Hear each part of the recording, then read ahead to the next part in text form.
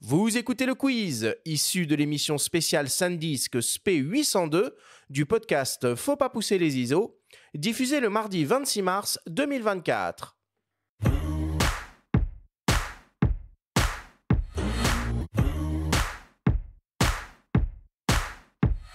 Marie-Sébastien, le principe du quiz est très simple. Nous avons reçu des questions de la part de nos auditeurs qu'ils vous ont posées via notre compte Instagram. Nous en avons sélectionné quelques-unes et vous allez avoir seulement 30 secondes et pas une de plus pour tenter d'y répondre le plus clairement possible. Avez-vous bien compris la consigne ? Oui, parfaitement. Oui. Première question pour toi, Sébastien, qui nous vient de P. Bernardon. Avec les solutions sur le cloud, est-ce qu'il est encore nécessaire d'utiliser des disques externes ? Alors, je dirais oui et non. Oui, pour la sécurité physique de tes données, c'est-à-dire que tu ne donnes pas tes images à un tiers, il faut conserver des disques durs externes. Par contre, si tu veux effectivement utiliser le cloud, dans ces cas-là, il faudrait être encore plus radical, c'est d'avoir deux clouds. Un cloud de travail et un cloud de sauvegarde. C'est bien délirant, là. Ah non, il faut garder ce principe de duplication des éléments, de ne pas les garder au même endroit. Ça vaut pour le physique comme ça vaut pour les nuages. Hein, exactement. Toute l'enfumerie du cloud, c'est reporter la problématique de Ailleurs, l'archivage 3.2.1 chez un prestataire.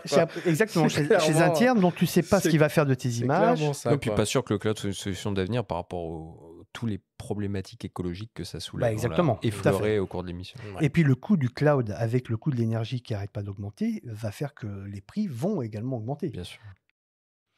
Deuxième question qui nous vient de Eri Gisèle. Combien de temps est-ce que l'on peut stocker une photo sur un disque SSD et sur un disque HDD ? Alors, question à 100 balles. Ouais. Alors, je vais vous parler d'une norme qui s'appelle MTBF, qui s'appelle Mean Between Time Failure, que je traduirai en anglais à partir de quand je commence à flipper. J'adore cette traduction. Voilà. Alors, c'est un anglais approximatif, je te l'accorde, Benjamin. Oui, mais j'aime beaucoup. Voilà.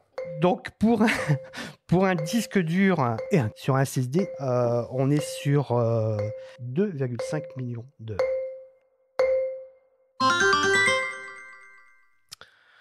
Troisième question qui nous vient de Voodoo Child 46. Selon toi, quelle est la meilleure nomenclature pour archiver ces fichiers dans la durée et pouvoir les retrouver rapidement ? Donc, toutes mes images s'appellent, on va prendre un exemple, 2023, l'année, suivi du mois, 2023-08, suivi du jour, 2023-08-17, underscore, l'endroit où j'ai fait la photo, je ne vais pas dire Pays-Bas, suivi du nom du client s'il y a un nom de client, ou s'il y a le nom de quelqu'un qui m'accompagnait. C'est tout. Quand je fais une recherche dans Bridge, si je tape 2023, il me sort toutes les images de 2023. Si je fais 2023-08, toutes les images du mois d'août.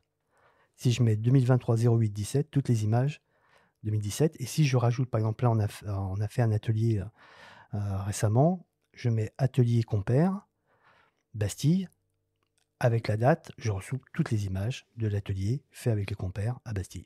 Ah, moi, je suis admiratif de ça. C'est quelque chose. Je suis absolument incapable de faire ça. Mais j'aimerais. Ça te prend tu fais comment, que dalle. Arthur ? Oui, mais... moi, c'est très simple. Attention, mes là, photos est-ce que vous sont êtes prêts ? stockées en permanence sur la carte mémoire qui est dans mon appareil photo et ne sortent jamais ni de la carte ni de l'appareil photo. Comme ça, encore plus simple. Quand elle sera pleine, j'imprime tout, je formate et on recommence. Mais tout le monde n'est pas obligé de faire comme moi. Troisième question pour toi, Sébastien, qui nous vient de Charles Cabi. Quelle est la meilleure solution pour stocker 150 Tera de rush d'archives clients ? Alors 150 Tera de rush, c'est déjà les beaux rushs. Hein. Donc là, on est plus sur une pro de cinéma. Il n'y a que le Shuttle 8 à 160 Tera, mais ça veut dire qu'il t'en faut deux. Parce que si tu veux faire une sauvegarde de tes 160 Tera, il te faut un deuxième, ce qui te fait un budget à peu près de 9 000 €. C'est une grosse prod. 150 Tera, c'est vraiment une grosse production. Oh, si on tourne en 8K, ah oui, non, mais de je dis 10 pas... bits, ça peut aller très très vite. Ok, pour terminer, une question de mes soins, une question qui tue.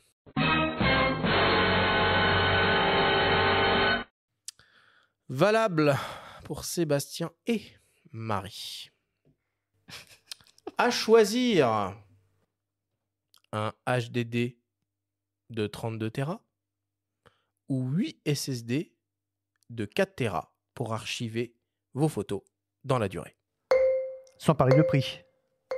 Est-ce que j'ai parlé du prix? Non, je sais. On parle jamais d'argent. Moi, j'en prendrais qu'un parce que c'est plus simple.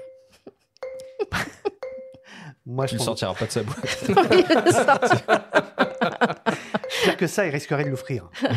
Non, je prendrais le SSD, moi. Tu prends les 8 SSD Ouais. pour la redondance des données, Ouais, pour... Ben, c'est un peu ce qu'on disait ensemble. Ouais. Moi, je prends les 8 et je relance de... Je relance de 1. J'en prends 16 en fait. Puis il faut tout dupliquer. Allez, on termine le quiz là-dessus, merci.